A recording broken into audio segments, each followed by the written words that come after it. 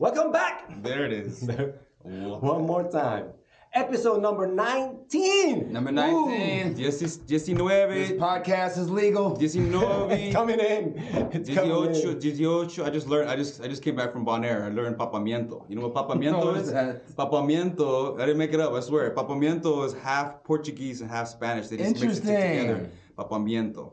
It's beautiful because it's nothing but I was in Bonaire. It's a Dutch place, right? So it's nothing but tall, blonde, blue-eyed white people speaking papamiento. Interesting. It was awesome, man. It was awesome. Anyway, that's all they say. It sounds like Jesus. Jesus 6, Jesus 6, Jesus 7, Jesus 8, Jesus 9. This 9 episode. 9.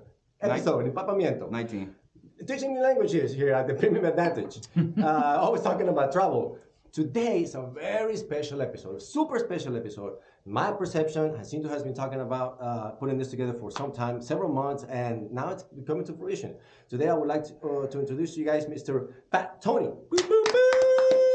I made it. Thank you very much, man. May I cuss on your program? Do your thing, I'm in this motherfucker. Fat Tony live from 3rd Ward, Houston, Texas, which we are basically in right now. We are on the border of 3rd Ward, Houston, Texas as we speak. It's interesting that you asked the question about this whole thing also includes another layer with regards to freedom of speech. Right? Freedom of speech. We have a shirt here, Mr. Benjamin Franklin, some of the shirts we're promoting.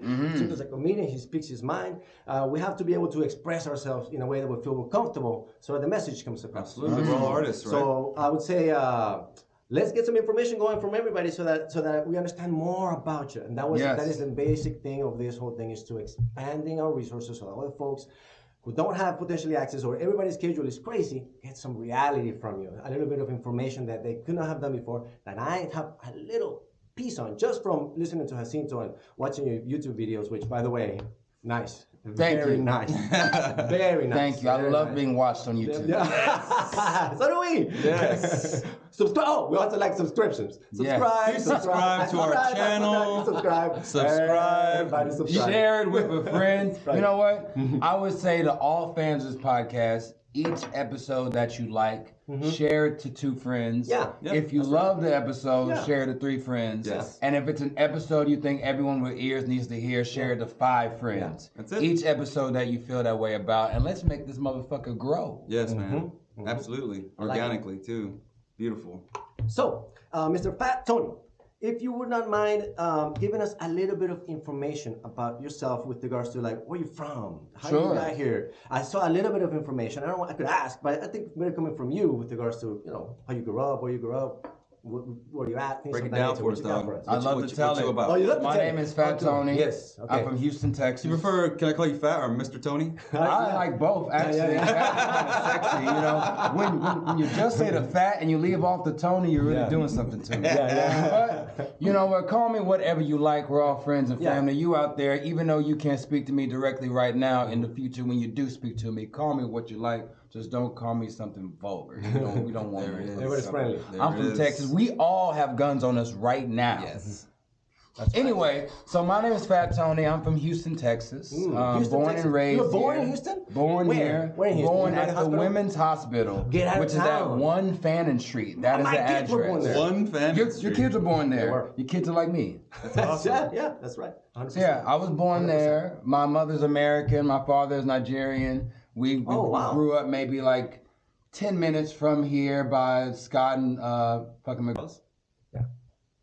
Okay. Oh, so 3rd Ward. You were from 3rd Ward in Houston. 3rd Ward, yes. Born and raised 3rd Ward, historic neighborhood. I have only lived in 3rd Ward. Wow. Anytime I've lived in Houston, it's only been in this neighborhood. And I think anytime I come through Houston, I'm staying in this neighborhood. You feel me? Amen. I gotcha. Amen. I gotcha. You gotta give back. Well, I love that energy that you bring in.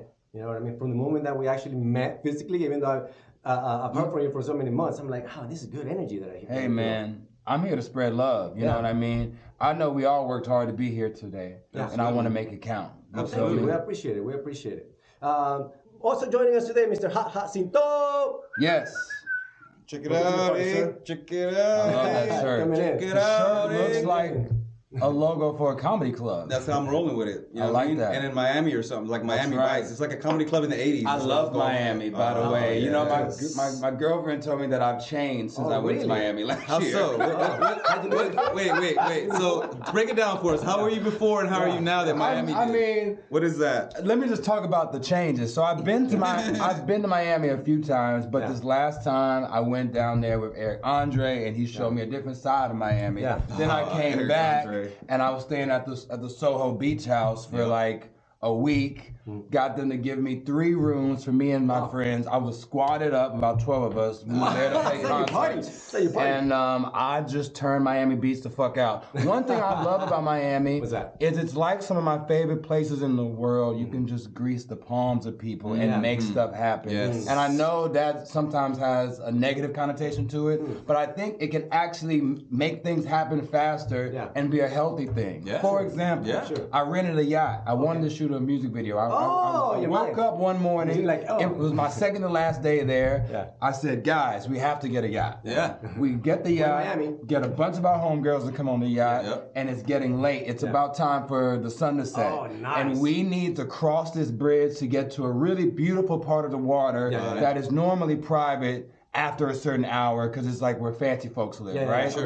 We're on the yacht. The guy I rent the yacht from is like, yo, y'all are late. Y'all aren't gonna make that bridge. Me and my tour manager go to the boat captain. We give him actually $200, and we're like, bro, can you help us get through this gate? He's like, I got y'all. We're driving towards the gate. Cops, those like cops who are on the boats, are like pulling up next to us, yelling at us, being like, "Turn around! You're not gonna make it. You're never gonna make it." You have this on this video. This they have to get chased by the. Oh man! Because it was real life. It was like tense. Man, we would have wasted thousands of dollars of my money if we didn't make this bridge. We're making this guy. Now the boat captain, he looks like the beach bum. Right? Yeah. Just like imagine the beach bum, the movie. Yes. He's there calm as fuck, counting out $200. He's like, guys, don't worry about it. Cops are yelling at us. He radios someone and it's like, I need you to hold that bridge for me. The guy radios back. He was like, blah, blah, blah. He was like, I got it. The guy held the bridge. Wow. We crossed, and as soon as we crossed, he radioed in as good, and then they closed the bridge. Wow. They held it open like 5-10 more minutes more than it should be. Nice. Now, this is a bridge that's part of the city of Miami. Right. This ain't no local shit. This is real government shit. Right. But that could happen with $200 cash. Yes, that's right. That's right. Make it happen. Absolutely. I always tend to do that. As soon as I walk into a place, the first whoever's in charge, whoever's running something, I walk right up to them. Hey man, we're gonna have a good time tonight. Let me spend $100. From the get. As soon as I walk in, I don't even know what's about to happen, but I know it's finna go down. So here's $100. Just to get me in the front. Just so you know, I'm probably gonna have to drop another 4 throughout the night to make it 5, but we're gonna start right here. You know what I mean? That's usually how I roll. Man, that's awesome. That's awesome. I love that, man. And it's like, you know, someone else might be like, oh, that's against the rules. I can't do it. But he knew that what we're asking for is not unreasonable. No. It's just a little rule. Yeah. We don't let it hurt nobody. Bend of a rule is all it is. I had an instance in Louisiana very similar to this. It was where? Louisiana. Louisiana. It was in at the Golden Nugget. Man, those guys are on fire. Have you guys been to the Golden Nugget? Yeah. In Lake Charles? Yeah, yes. That's the one. So I show up, we get there, we're getting out of the parking, you know, you do the valet. And as soon as I walk out, I'm tapping and I'm like, oh, God, I forgot my ID. Oh, I forgot my ID. So now all of those places, they ID you. They're like, oh yeah, you're 21. And so the first place that I went to was probably like 1 a.m. already. And they didn't know when they let me into the casino. And I'm like, hey. What? Well, I mean, they ID everybody. This camera system, right? Yeah. So they're like, no, you need your ID. I'm like, oh, hey, guys, we've had this problem before. I've actually been here last year, around this same time, and I also forgot my ID that time. So I know for sure that you know who I am. And there was a tall lady, super nice. She was like, really? I was like, I promise you, last year around this time, I was here. I didn't have my ID, but y'all had a copy. Y'all had to make a copy, and you gave it to me. So I know you're up there. She goes, she leaves, But 3 minutes later, she comes back with a little paper, my ID, all cut up for gun. Wow. Had it from the year before. So How did they still they have had it in it? their system because a situation happened where I had to identify myself, and they gave me a copy of that ID. I was like, I know you got it up there, lady, please. Everybody's gambling and I'm missing out. That's beautiful, man. It was. It made my whole weekend. It was good. That's awesome. I mean, standing outside. That's awesome. Good God. I want to try to say your name. Ooh. My full name. Yeah. I saw this. Look, 1 and 2. I saw this and I was I like, can barely say it my damn This self. is pretty. I only learned my full name a few years ago. You gonna try? You gonna go first? No, you go first. Okay. No, you go So this is, in case you don't know, this is Anthony Lawson Jude. Now it gets tricky. Yes. Ifan Yechukwu Okay. Ibiawun Atu. I messed it up. All right, my turn. Anthony Lawson Jude, Ifiani Kokuk Obi Gaduatu Anthony or Anthony Lawson Obi. Oh, your name starts before. I like how you just cruised through that. So That's how you got to close through names. Yeah, that's I actually love the rhythms y'all had. You must have been a rapper in a past life. You were dancing through that name. I'm gonna just flow through it no matter what happens. I love it. Interesting. So yeah, so for short, Fat Tony. Yes. How intriguing. Well, There's the a full story name here. is Anthony Lawson Jude Efenecheku Obiawanatu, right? And I didn't even know my full name till I was 18 or 19. Wow. Because I went to college and I had to get my birth certificate, right? Oh, is that right? And when I got my birth certificate, it had this long ass name on it. And I was like, what the fuck is this? Now the name. You got the wrong certificate, lady. No. The name that I was told my whole life is Anthony Lawson Obi. Obi, my last name. Yeah. Lawson, my one middle name. Yeah. Anthony, my full first name. Yes. Turns out that they kept my full name from me because of a family dispute. Wow. Now that middle name, one of those names is Jude. Wow. Okay. Okay. Yeah. My grandmother, my mom's mom, my American parents' mom, she took offense to the name Jude. Oh. Because it reminded her too much of Judas from the Bible. Oh, wow. Who betrayed Jesus, if you can recall. Yeah. No, I didn't think about that. Yeah, he was a rat. Yes. He ratted to the Romans, got Jesus caught up, got him murked. My grandma said, there's no way in hell you're naming my grandson Jude. My parents told her they wouldn't do it. Yeah. Did it anyway. Because my dad wanted the name Jude, because I think he had a relative named Jude or maybe something. a brother named Jude that meant a lot It's to like, him. it's not Jude. It's Yes. Jude. Yeah. Granted, my father, who's a Nigerian man, crazy Catholic. Oh, okay. My grandma on my mom's side, crazy Baptist. So you have two wildly Christian people battling each other, Super Christian right? battle.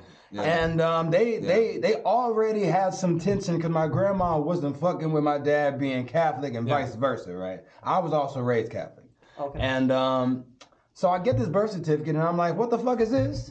And they're like, hey, we just never told her what your name was. So this whole time I've been living a lie. You forgot to tell me too. Yes. Wow. And I never knew that Obi was short for anything. I never knew about any of this. But I think that this is a story that's common for many people who are first or second gen, who have parents who wanted them to live a life that's more Americanized and really strip away some of their culture. Yep. No, it's like that for me. My name is Jacinto. I mean, I'm on my paperwork. As soon as my mom realized it's going to be tougher for me, she changed it to Jason on all my paperwork. Really? So all my friends from school, all my classmates, everybody knows me as Jason, but my real name is Jacinto. Wow. You didn't hear that story about there was a guy. It went viral. He was trying to get a job and he couldn't get it. His name was Jose.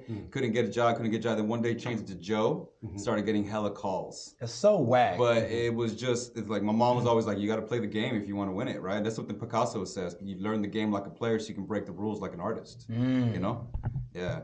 What do y'all feel about that idea of playing the game? Oof. I mean, I guess we're kind of talking about playing like American game of looking a certain way, being a certain way, so you can rise the ranks, which hopefully is the end goal of some kind of comfort, right?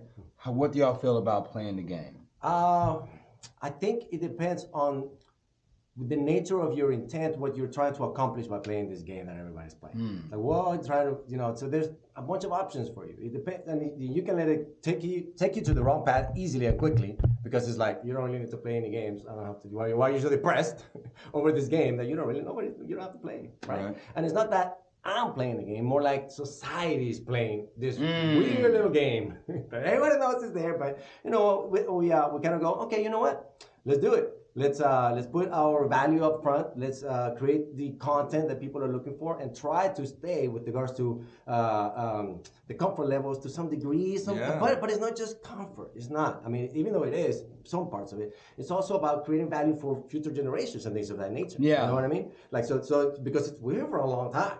And you hear these crazy situations where it's like, hey, I'm just trying to live peacefully, you know, and you see there's some folks that don't want to live like that. And sure. there are some values that I hear too that other people do not care about that, do not care less about that stuff. And I'm like, well, I kind of, you know, have to be involved in turning value.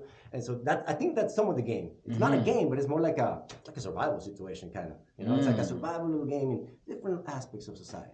Deep question. Nobody's asked us questions before. That's a great question. Super question. I mean, I'm curious because it's something that we all come up against. I think the game itself has kind of changed because of social media. I mean, with respect, I'm coming from it from a comedian perspective, right? Sure. In that back in the day, if you wanted to make it as a comedian, you gotta hit the road, you gotta get a sitcom, you gotta get on the Tonight Show, right? Like all those set. But now with social media and TikTok and I mean all these platforms.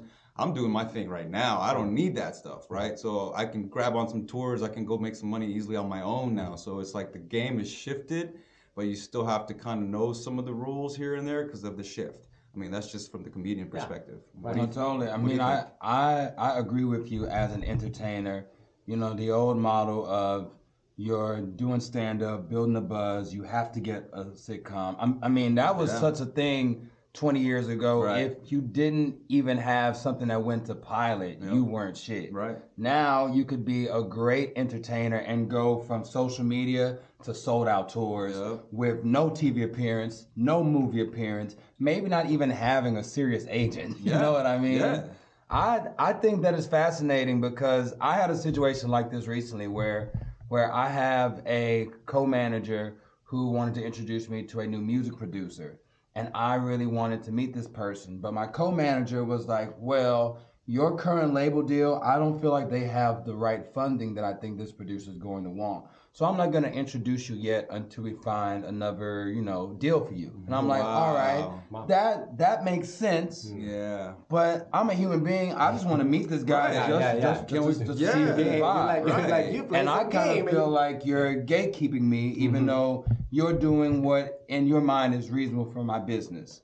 And it really bugged me and got me down. And then I was on YouTube randomly, and of all people, I came across a Jamie Kennedy video. And he was talking that shit about how he's done X, Y, and Z in entertainment, brought in hundreds of millions of dollars, and has a full team, but still it sometimes takes him being the one reaching out to get a role. And it dawned on me, it's like, damn, even though I have some great management, I can't forget what got me here. Let me just DM the guy. I DM'd the producer. Turns out he's a fan of mine. See? This motherfucker flew to LA, had dinner with me, and now we're making a project, and now we're getting our management involved. But it just reminded me of, oh man, I can just go do my own thing. But that couldn't happen without the world we have now, the internet, and being able to reach out. Back in the day, that conversation would have ended with the manager saying you can't do it. And I would have to find this guy's address or something. So many avenues now to communicate, to reach out. You know, you have to be consistent. You have to be polite. Yeah, I mean, you always have to be kind. Right, that's right. No one wants to work with somebody that's that's a big one too. That's a big one in comedy to the point where there'll be you go to a comedy show and the opener sucks. And you're like, why does this opener suck? It's because it's the headliner's homie. Yes. He's friends. That's why. And it's like, man, but he's such a nice guy. He couldn't help put him open, even though it's like a national tour and he's bombing in front of thousands of people. I got a question for you about the Eric Andre show. Sure. So I know you haven't seen it.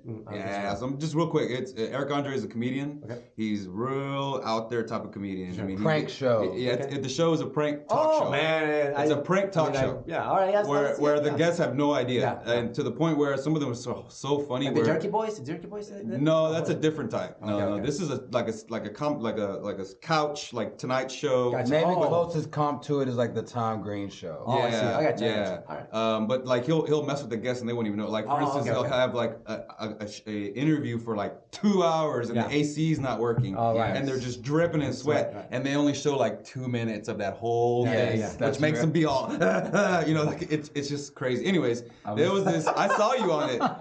So there's this, there's at the, he has this, it's like an obstacle course. Oh, Rapper Warrior Ninja. There you go, Rapper Warrior Ninja. And you have to go across this thing, and he's just, and I think he was like with the cattle prod. Yes, that was an interesting day. So tell us about that, because that is just crazy, man. Dude, it was actually one of the craziest days of my life.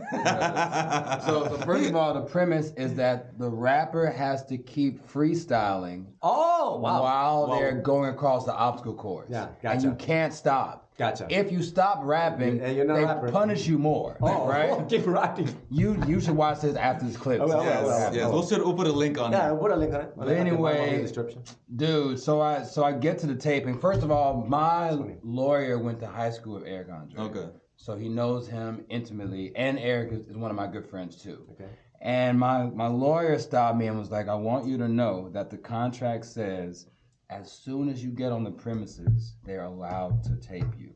So if you're in the bathroom, changing room, just keep in mind that there might be cameras on you at all times. On some jackass shit. Some jackass shit. Yes, bro. So I get there, and you know how they like, if you watch the season, every episode has a different segment with different rappers on it. Yeah. When I taped, they filmed us all the same day. Okay. So I walk in and it's like a fucking music festival. Oh, okay, wow. Talib Kweli, Murs, JPEG Mafia, Danny Brown, Lil Yachty, Zach Fox, Kuko, Freddie Gibbs. I mean, every rapper's there. We're all there at the same time. Wow. And they're also getting us drunk as shit all day. Wow. And then when it came time for us to do it, it was me, Freddie Gibbs, and Kuko. Mm-hmm. And when I asked Eric, I was like, yo, so tell me, do I need to do anything for, you know, should I play it up? He was like, dude, just act natural. Some of these props are fake. So I'm like, all right. Shout out to Eric. So I get up on it. I'm hanging from the fucking ceiling on some like strings, right? Okay. And they're like throwing stuff at me. Eric comes up and hits me with a can of road spray. And I'm like, whoa. And then I look and he's like, yo, don't worry, it's fake. It's fake. I'm like, oh, all right. So they're throwing toilet paper at me. Then a dominatrix comes out, spanks me. And then Eric comes with the cattle prod. Yeah.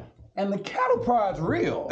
So I'm like, wait, it's a mix of real and fake props. Also, the whole day, there was just strange things happening. Like you'd be talking to a producer, and then like a guy in a clown costume would just walk by staring at him. like it felt like the whole set was meant to psych you out. Yeah, gotcha. That's awesome. The entire set. Oh my God. And then the craziest part, as I'm spinning around, they open a door, a chair turns around, it's Steve-O from Jackass, who I hadn't seen all day, and he's throwing real tennis balls at me just over and over and over and over.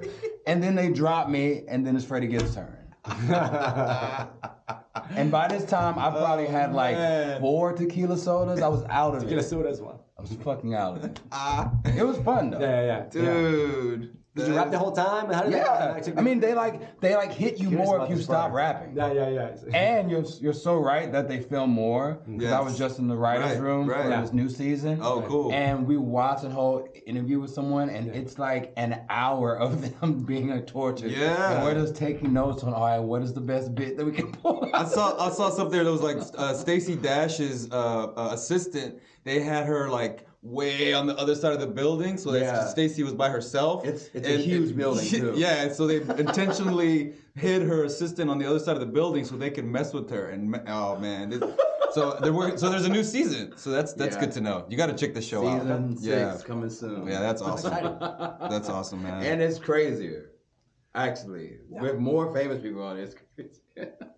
I don't know how people keep doing the show, knowing that it's because we were asking like, isn't it the bad publicity is good publicity thing? They're just trying to get something. I don't know.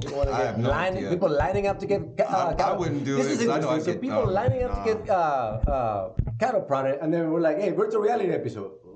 Dude, and that's kind of mild. He's done great. That's mild. He's done crazier stuff on the show. Kuko got his legs waxed. Oh yeah. It can get worse. I'm just thinking of so many shots. That show is hilarious. You got to check it out. All right, cool. Check out that clip. I have a question about one of the things that took you to the top, or at least like made you go viral, is that Neon Moon video. So we're gonna put the link down there so y'all can see it. Did you see it? Yeah. Yeah, that's pretty good. That mix, man. It's such a great mix. I'm curious about where it came together in your mind when you're like putting this thing, blah blah. Yes, because it's genius if you ask me, man. That's so great. So how'd that come about? So how it happened is there's a bar here in Third Ward called Emancipation. Well, the bar is on Emancipation Avenue, which used to be called Dowling. Dowling, yeah. The bar is called The Spot. It's like a dive bar. It's been around there for about 15 years. And it's the kind of bar that I'd go to in my 20s and run into people I went to middle school with. You know what I mean? Like, it's truly a neighborhood bar, right? And the crowd is mostly middle-aged folks. So me and my friends were like the few people in our 20s there. Most folks there are in their 40s and 50s, right? I went there on a Monday night once. It was pretty empty. And they were mostly playing like soul music, a lot of throwbacks, right? And then the bartender was getting friendly and she was drinking with all the customers. And she was starting to have a little bit more than a good time. The DJ puts on Neon Moon. The bartender gets up on the bar, starts dancing on the bar, singing it, and everyone in the room singing it. Granted, it's about 20 of us. It's a small crowd. Nice. But that moment really struck me because it reminded me of when I was in high school, and my godmother taught a line dancing class and would have me make the mix CDs for her. What? Your grandmother? No, my godmother. Oh, your godmother. My Still. godmother. And she would like, and like the mixes for her would be like, you know, blues songs, country songs, Zydeco songs. And Neon Moon stuck out because my dad only listens to country music, right? And I remember that being a big hit. Wow, a Nigerian man 90s. that loves country. I mean, that's beautiful. I mean, that's a whole story special. too. I mean, country music is huge in West Africa. What? It's huge. I had no idea. Learn today. It's huge. From that Tony hit the bring me back. Wow. Huge. I was not aware. Anyway, so like, so in that moment of watching the bartender dance at the spot, it reminded me of my godmother and those mixtapes. It reminded me of my dad being a kid riding the backseat of his car, and that's when I started making that blend. Now I made the blend because I have a song called Hood Party. That's about gentrification. And I like to speed that up to about 100 BPM, which I call like the Bay Area tempo. So I was like, you know what? Mixing Neon Moon with the Too Short song, Blow the Whistle, that'll be kind of a cool way to segue into my Hood Party song. So I started doing that at all my shows for years. Maybe like... The Too Short. Yes. Okay. The Neon Moon and the Too Short mix was my intro to my Hood Party song at all my shows for maybe like 4 or 5 years. Is it because just like a similar BPM, or you just okay? And just vibe and just kind of like I just felt it was good storytelling of who I am. Do you mind if we play some of your music? Absolutely. All right, continue. Absolutely. Continue. And it was going on for like years, and then this one day, the clip that went viral is when I was at South by Southwest 2019. It was the first show I played as soon as I landed. And I felt the crowd was kind of dead. The sound wasn't that great. This is the Hood Party music video here. Kind of a futuristic video. Look, y'all. Shot it right here in Third Ward at the homie's house off Live Oak. Hey man, I want to shoot this music video. Don't forget, folks, you can turn your phone around. If you don't have a virtual Oculus, it's the best way to watch this. With the Oculus, you can see our beautiful studio, but if you don't have it, you can just turn your phone around. Yes. Continue. But so that day with the viral clip that you saw, that was me at South by Southwest, my first show of it, 2019. It's not going well. I felt like the crowd was kind of dead, and I felt like I was kind of dead because I just flew in from Brooklyn and I was tired as shit.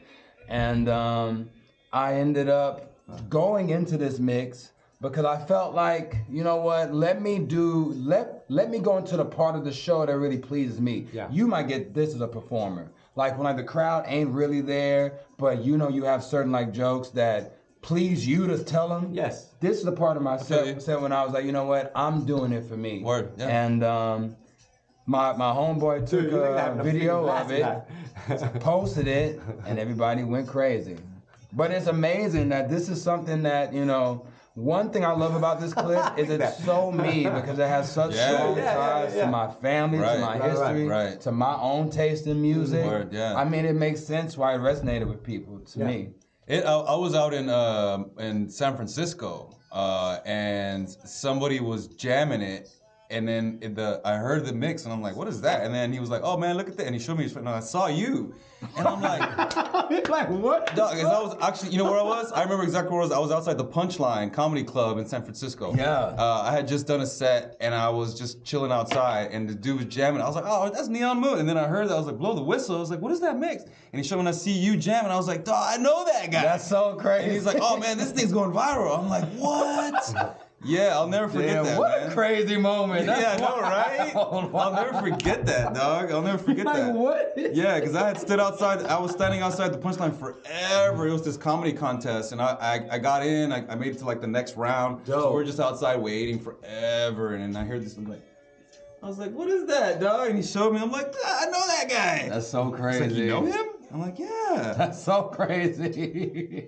It reminds me of Hood Party. Speaking of Hood Party, I don't know if you remember, but it was when I was living in LA. Yeah. I was working at 24 Hour Fitness, and Hood Party came on the loudspeaker at the gym at 24 Hour Fitness, and I was like, because I was like, oh, I was like, what is this? So I put my my app to listen to the song, and it came up, and I was like, oh my goodness, man. I was like, it's in the gym, son. I mean, these are things that might not mean a lot to some people, but they mean a lot to me because as an artist, my fight is always to get out there. Yeah. So to hear about these real life moments where people just experiencing something that I made, I think that is beautiful. Yeah. So this is Roberto's favorite song. I picked a couple. That was a good one. I would say most entrepreneurs have a way of connecting with this particular story for this guy. Really? In the sense of that this guy is a deep risk taker, a little too intense, I would say.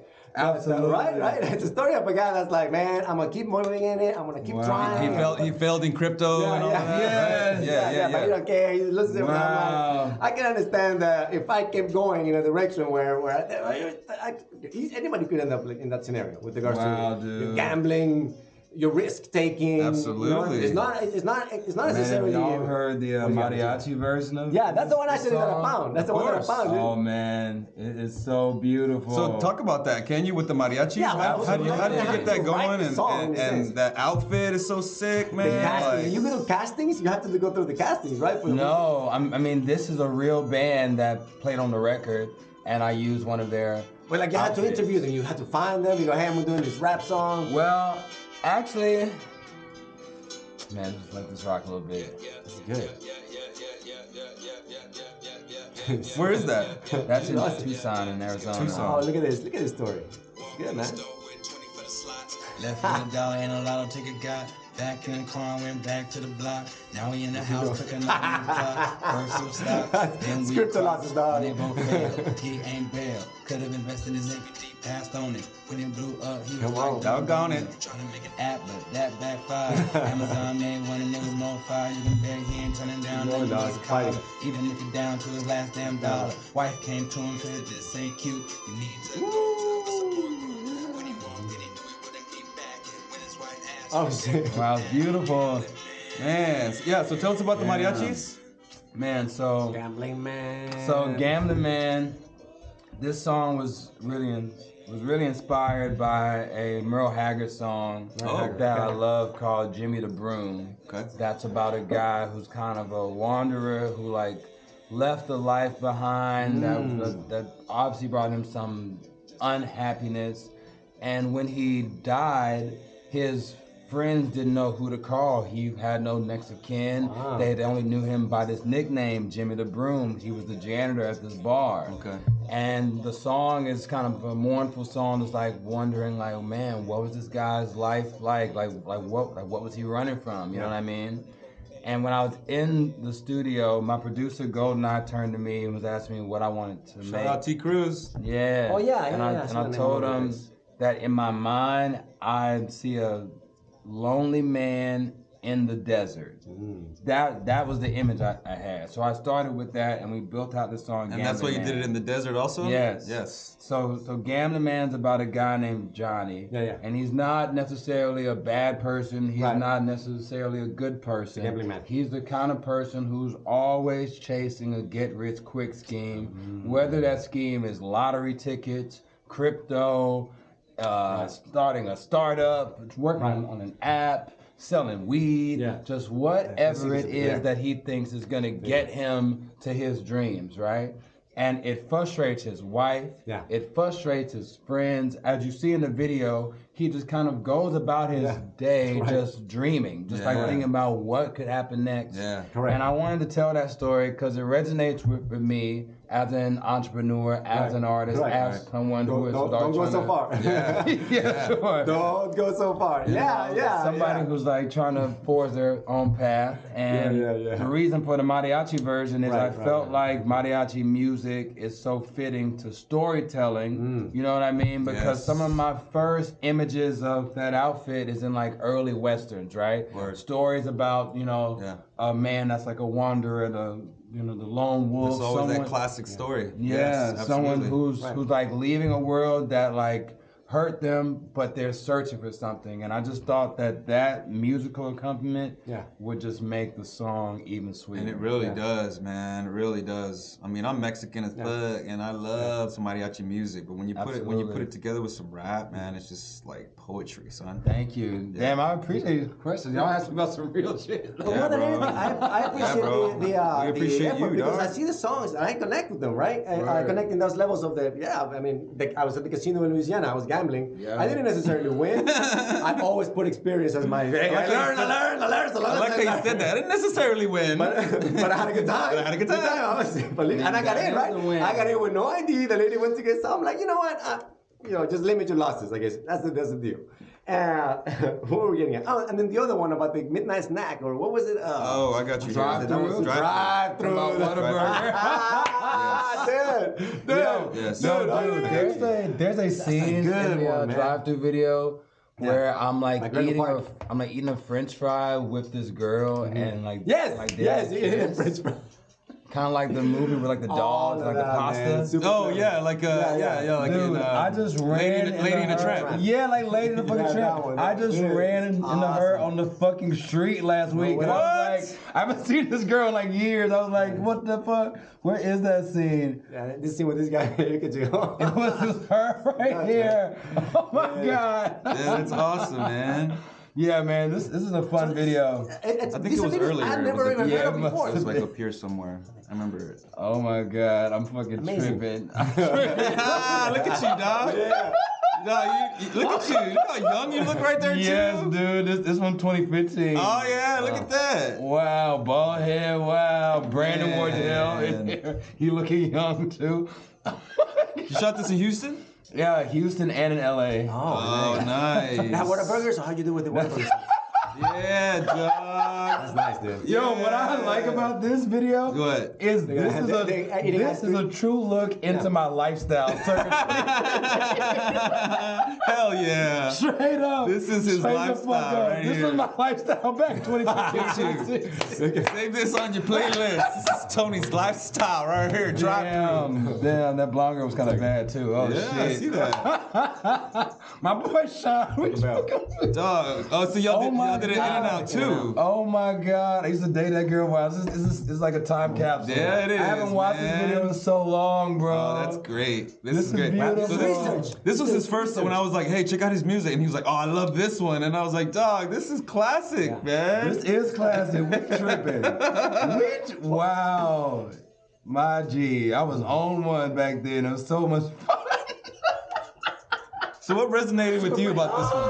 We go to Whataburger all the time. I used to hit up Jack. Well, they don't have Jack in the Box. We all did, Burger King, all of that stuff. You know, that there is a song out there for that experience. It's good, man. It's on point too, you know. Damn, y'all is making me feel good, man. Check it out. I made a lot of shit in my life. Yeah, dog. I forgot. Yeah. Like you said, you keep inside of your and maybe it's for the We'll find it. for the uncut We'll version. find it. We're gonna find that clip and put that in there so y'all can see it at the bottom. Yes, It's good stuff. dude. It's good stuff. Enjoyable to watch. You'll be singing a little bit, and it's just. You know what I also like? the tune, the flow is not super fast. It's one that you can kind of catch on to relatively quickly and understand. You know what I mean? Wow. Now, can I tell you what my favorite song of yours is? Please tell me. My favorite song, this is something special because I don't know if you remember this, but I was there when you wrote it. Is it? Oh. So this probably was something from like Double Dragon. Yeah, from Double Dragon. So this is I came over to the house. They were all partying. We came over to the party, and he was like, "Man, it was a joke at first, like the way you were writing it. You kept laughing because the way it came out. And then when you dropped it, right, I think it was that week. So because y'all were writing that whole album in that house, right? Yeah. I remember when you dropped it, we were there, and you were like, "Dog, this turned from something funny to something just sick." And for me, it hits hard because of the beat. Wow, White Plot. Wow, bro. I have a story about this. This is my favorite song of his. And there's a lot of reasons why. I feel this so much because this happened to me. Really? Yeah, I saved a girl from a horrible situation and all of that, man.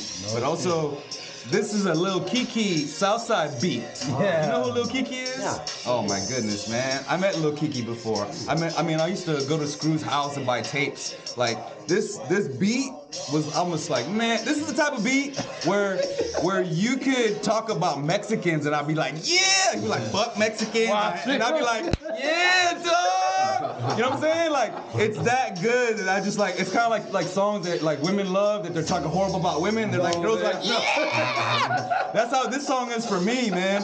So you was oh my God. You were writing this and you were laughing. So, if you don't know, this song is about a girl getting in a horrible situation, domestic beat up, violence. domestic violence, Gotcha. And that Mr. Tony comes to her rescue. Mr. Tom Cruise comes to her rescue. But I was hoping for the video on this song, man. This is my favorite song. Video for this song. We fucking should have. Can you tell me about this song? Dude, you know what's crazy?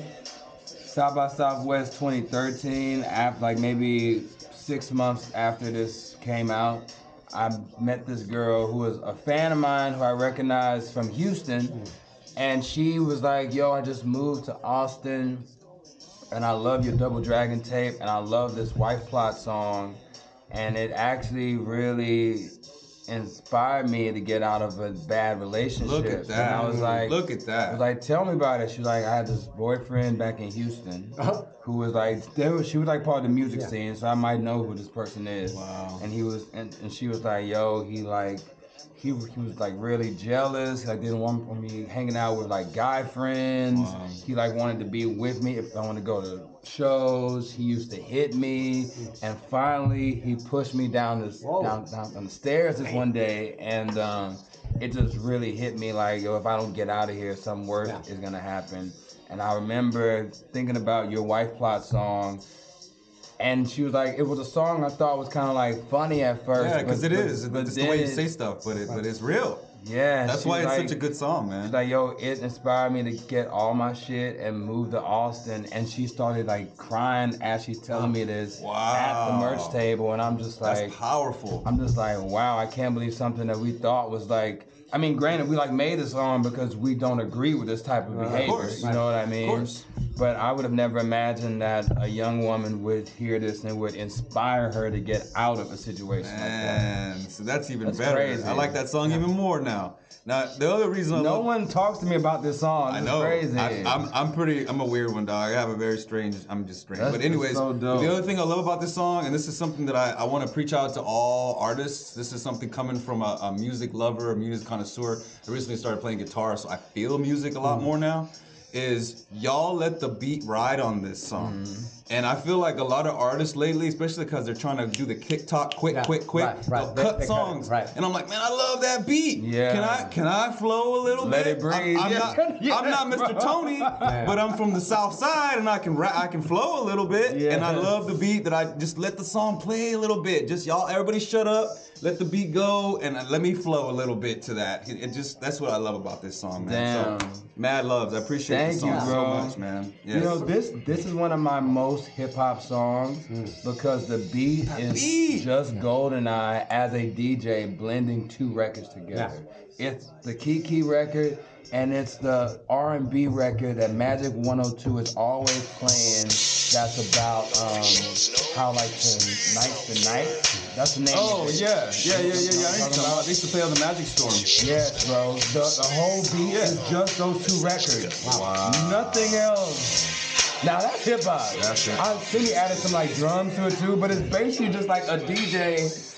Come on, man. Come on, man. That's what every time I hear the song, I'm just like, come on, that's just too good, dog. Shout out T. Cruz, man. You know what? All of this brings a lot of questions. Like many more. Bring them. So many more actually, because I got a diverse range of shit. I got. That's all the questions that I have, right? It's like, I mean, this talent you acquired it somehow. Somebody taught you. How did you learn how to play music? Where did music doesn't? Where did it come from? Study. A lot of people.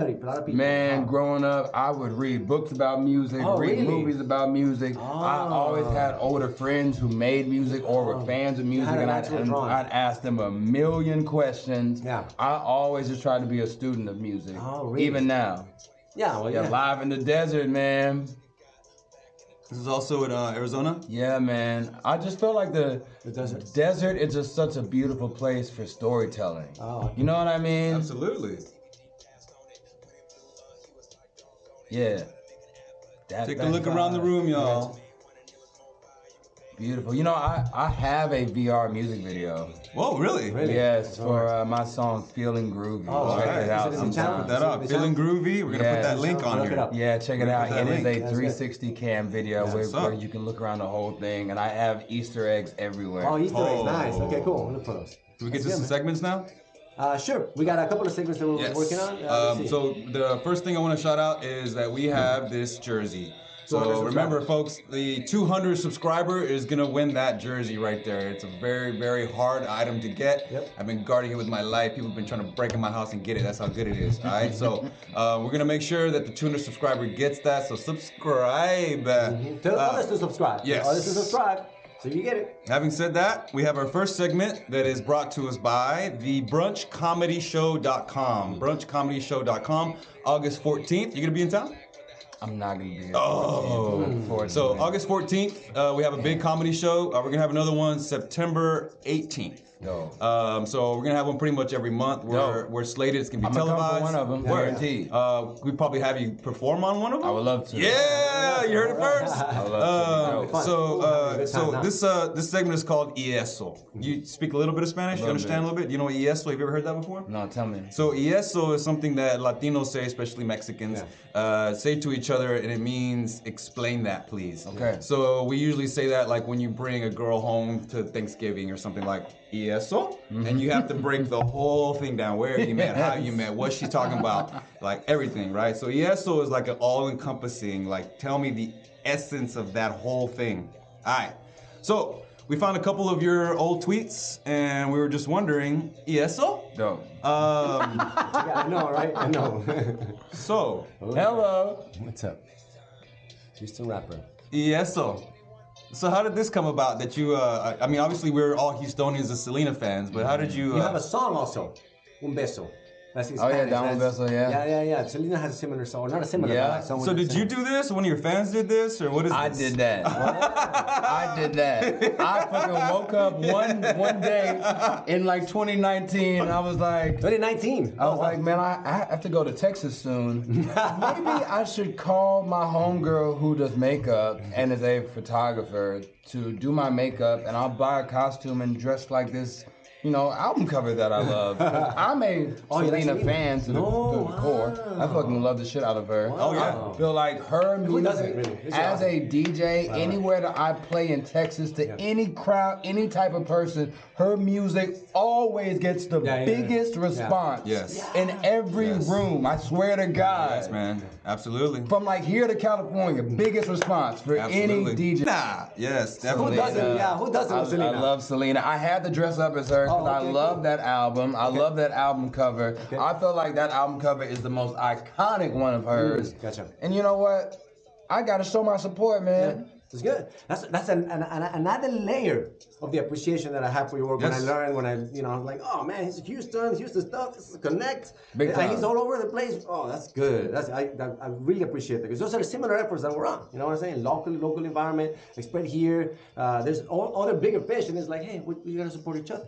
So you're very active on Twitter. I love it, man. Oh, yeah. So I got one here, next ESO. Yes, so brought to you by brunchcomedyshow.com. This is, you tweeted this on March 18th, 2021. Okay.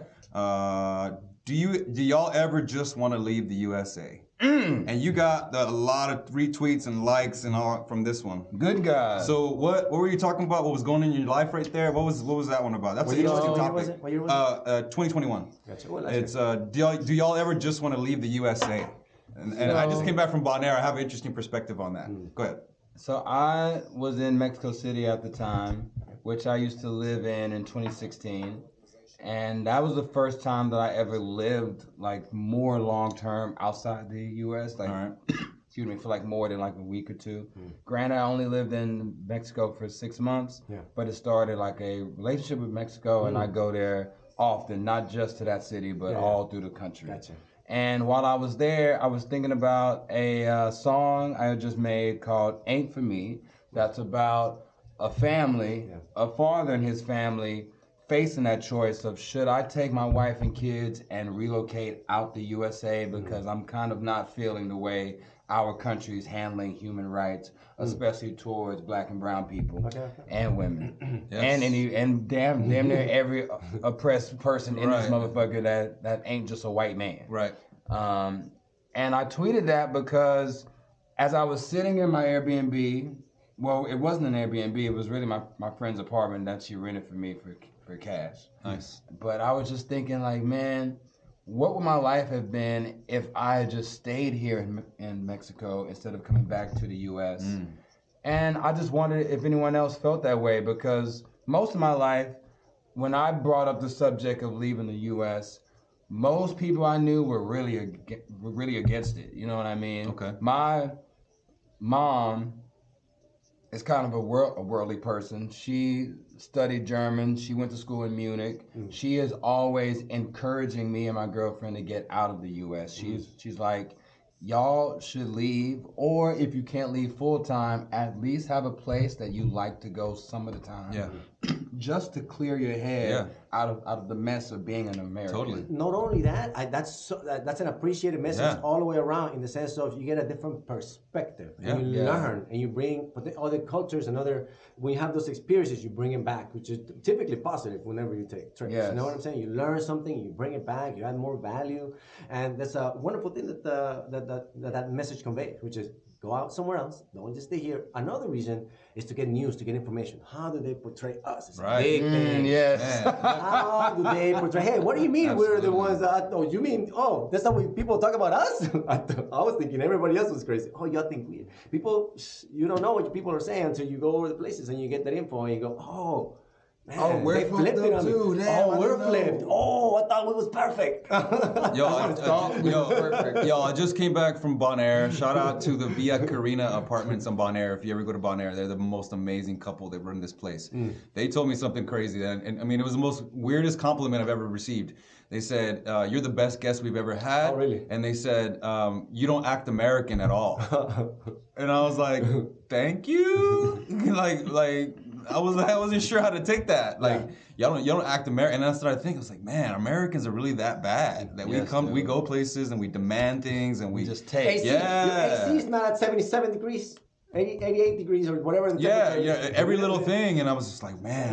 Is that what it is? And that's what they told me. Like, that was my compliment, that I don't act American. I was like, wow, thanks. Take it with fucking pride. All right, last. I mean, just can I say one quick thing about that? What you got? Because there was a recent article in the LA Times about Mexico City and about how I heard about that. There's tons of foreigners, mostly from the U.S., right, who are moving there to be digital nomads. Right. They have a remote job, and they're squeezing the life out of the fucking city by crowding the businesses that are normally patronized by locals, and they're causing rent to skyrocket to the point that my friend that I lived with when I lived there, is trying to move to the U.S. because he can no longer afford to live there. In Digital nomads are taking over Mexico. Mexico City. Mexico City. Yes. Digital nomads. And I have something to say about that because when I lived there, I started a monthly party called Function,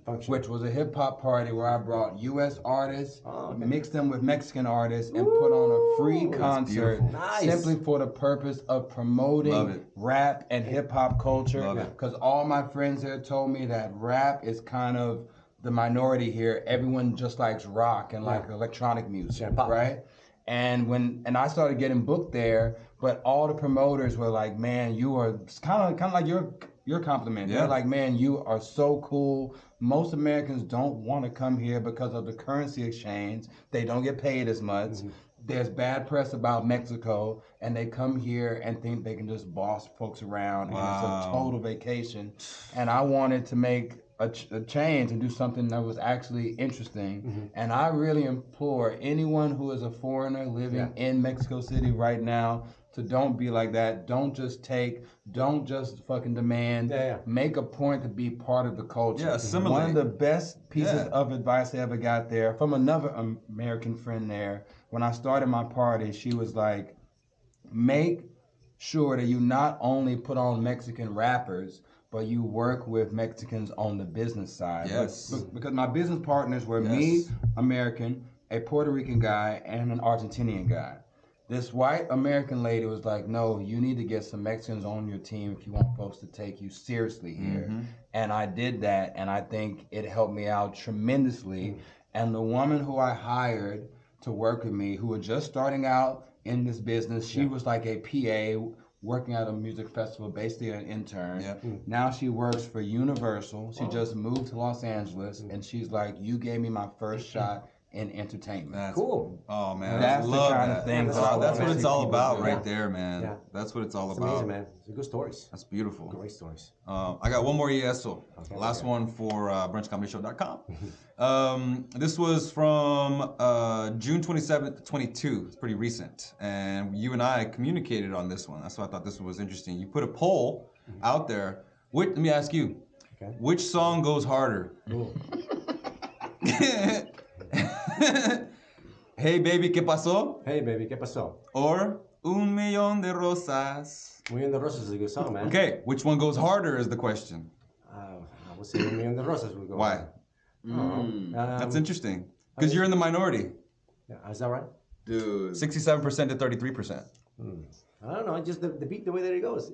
I don't really know the whole song. I know the beats, but your gut tells you. Yeah, you had a great point, though. Yes, and that's why I wanted to bring it out, right? So I said it depends on the crowd. So second generation, like Texicans, like, hey, baby, ¿qué pasó all day. But first generation Latinos are going to like Rosas. And then you replied to me, that's great insight. Rosas probably hits harder if you loved it when it was a hot new 90s song, right?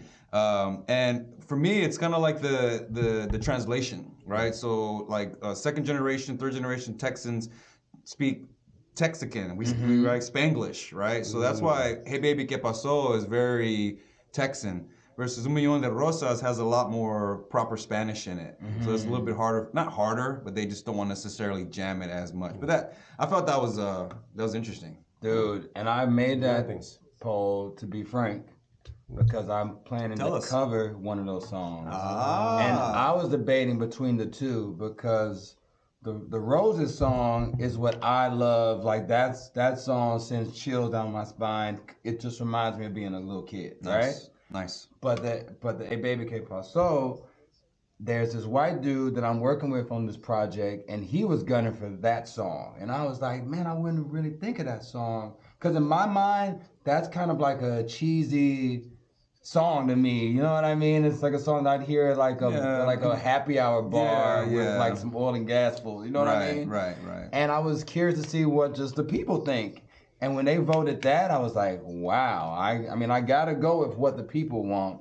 But your insight, I think, is so interesting, man. And just the way that language changes from generation to generation, I think it's something that we don't really think about. You know what I mean? Agreed. Bingo. Well, yeah, it's happening also, like with my kids even. Like talking to my kids, I'm like, oh, really? I know you're saying something, and you think it's cool talking to me that way. I think the kids are changing the way people talk. A little bit at a time, Wow, so this video here, do you remember? Yes, I do. But do you remember that I'm in it? Where are you in it? I'm in this video, dog. Show me. So it's funny because by the way, we made this video 12 years ago. Oh, yes. Perfect. No, 10 years ago. Oh my God! Oh my God! You're already smooching. I forgot we had a house scene.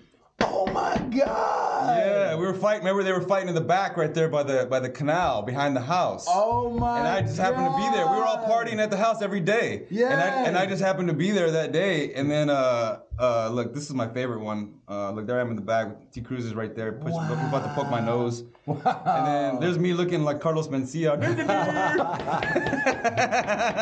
You were my like trainer or something. Yeah, yeah. Well, I was remember, and then in the video, look, that's snapshots that I took of the video. But when they're fighting and they're training, my fucking God, bro. That's my equipment, like the jump rope and all that. Remember, I brought all that stuff. Yeah, so it's a video where these two girls are fighting. It's like a pay-per-view. Anybody have any workout gear? Yeah, bam, exactly. God, dude, I haven't seen this in so long. There you go. All right, so this lady here, that's the homie that used to be like a tour manager for GoldenEye's old group, and now she's married to our boy Murs. Wow. And oh my God, bro. Yeah, dog. And then who's she? This girl here, she's from DC.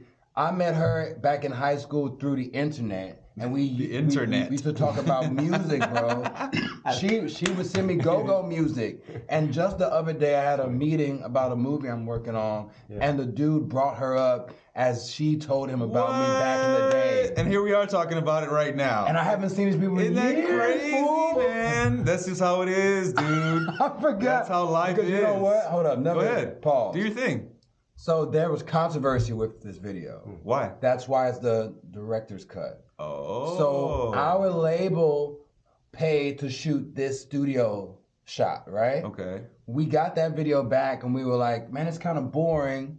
We'll put our own money up to add a storyline to it. And that's where we had the fight scene, the stuff at the house, that like opening intro scene, right? Yeah, that. We turned that in. Let's go to that intro scene. That's a cool scene. The label told us that the featured artist hated this one and they won't approve it to come out, and These guys hated it? Yes, I thought it was dope. That's what they said.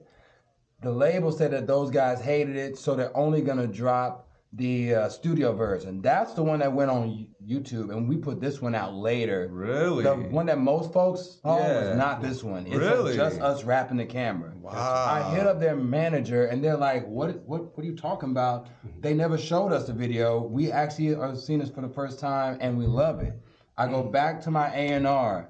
He goes silent on me. The next week, he gets fired. He's going to rehab. Wow. Whoa. See, that's my gloves. He had a drug problem and was bad at his job. Damn. and lied and kept this video from coming out publicly because he didn't like it. What? Wow. Yes, bro. That's ridiculous. Hater in your team? You had a hater in your team? That's You had a crazy. Judas in your team of sorts. I mean, he was Way to bring that back. Very good. Bro, Yeah, that's my jump rope It right happens. there. Yeah, you gotta watch Bringing me out. You back. gotta watch out. Shout out to my jump rope. back. I still have that jump rope, by the way. Good rope. I Yeah. love you, man. Thank you for Yeah, being dog. a part of this. I was so happy to be there too, man. Look, there I am right there in the white jacket. I brought that because I did like a quick ladies and gentlemen, boys and girls, but we didn't keep that part. Oh my God. Yeah, man. Damn, we were all so young and Yeah. Hell yeah. I don't have no facial hair. I was like 23 when I made this. Yeah, dog. We all were. Crazy.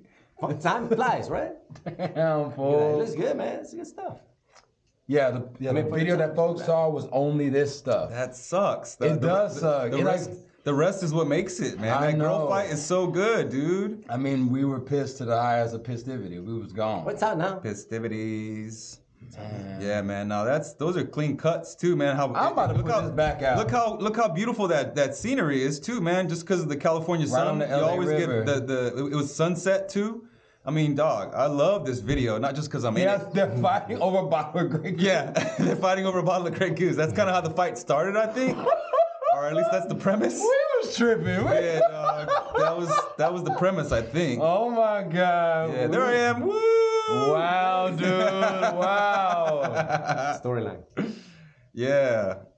This is amazing, man. That's great, dude. Oh, that's beautiful. All of these videos available on your channel, correct? Yes. Fat Tony Rap. FatTonyRap.net. Yeah. Where else? And so what else you got going on, man? We can promote you. We got a few minutes left. Man, I have a lot going on. I have a long tour. I'm pretty much on the road from right now until Thanksgiving. If you go to FatTonyRap.net, click on tour on the left-hand side. You can see all my dates.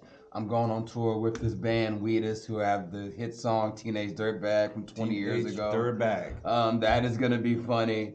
Man, I'm just getting it in, man. I have a lot of projects, probably like both of y'all. I have a lot of stuff that is in the works. Word, yeah. Some podcast, a TV show, a film I'm working on with Eric. Yep. And I just finished a new album. So I'm pushing all this stuff and seeing what these next 2 years are gonna be. You know what I mean? Are you still doing stuff with the Suffers? I just finished tour with them. So I saw you in Austin with them. Yes, that was a wonderful show. That was an amazing and I'm actually show. playing with Cam this Saturday at Axelrad. Oh, Axelrad, concert at Axelrad. It starts at 8 p.m. Okay, Cam cool. Franklin plays first, then Lucas Heaven, then Fat Tony at 10:30. I'll be there. Free I will show. be there. Pull up. I promise you, it's gonna be special because me, Lucas, and Cam all grew up together here in music. Nice. I lost my fucking virginity to Cam's best friend. Beautiful. Like we go way Wow, back. that's And this is our awesome. first time all three of us playing Wow. a show together in maybe like 8 years. Beautiful, With man. all of us there. So Awesome. and it's free. See, Axelrad, I'll be there. And, It's and shout free. out to Axelrad. They also have a comedy night there. I think it's on Like Monday. Axelrad's dope. Monday night, my boy Jeff Joe hosts a show there. It's a really good comedy show there. It's a showcase too. Man, Axelrad is such a great place. Man, that's awesome. And it's I know, run by great people. I know the my. Before we continue, guys, yes. sorry, we got 2 more minutes before you gotta go. Yeah. We got one more segment to go through with our last sponsor. Bring Our it. last sponsor, the Premium Advantage. Premium Advantage. To get it in, you got 2 more minutes to go. If you're an entrepreneur in Texas and you're interested in growing or starting a business, we have a business membership for you that'll help you do your taxes, help you with financial planning, tie you up to Jacinto and workout classes if that's something that you're interested in. It's a full streamlined model so that you can help your business go at today's speed in the market, okay? The section for today is it good news or is it bad news? Good news or bad news? And I'm just gonna do the easy one. Is it good news or bad news? All right. The Mega Billion hit $1 billion. $1 billion last billion. week. One singular winner. Is this good news? Is this bad news? What's happening? $1 billion? It sounds like good news, but I think it's bad news because it could more One money, more person problems, like Biggie said, right? No money, mean, more problems. If you look it up, there is a trend of people who win the lottery and commit suicide. Oh, we gotta be careful. There's a big trend That's of to that. be careful, yeah. And money, more problems. We had episodes about money. Money reasons. does something to people. You have to there's all of these situations. has to do Family with- changes, yeah. friends might change. Yeah. Your husband, your wife might change. Yeah, right away. So Your kids start asking for more shit. Yeah. It's like, So what's your answer? Bad news? I would say bad news. Yeah. Because also Interesting. the taxes on that are gonna be Yeah, crazy. that's true. The taxes are gonna be like $500 million. I want all this. Everything's lost. I gotta get back. Half of it? No, yeah, dog. $500 million? What? You don't want to give that up.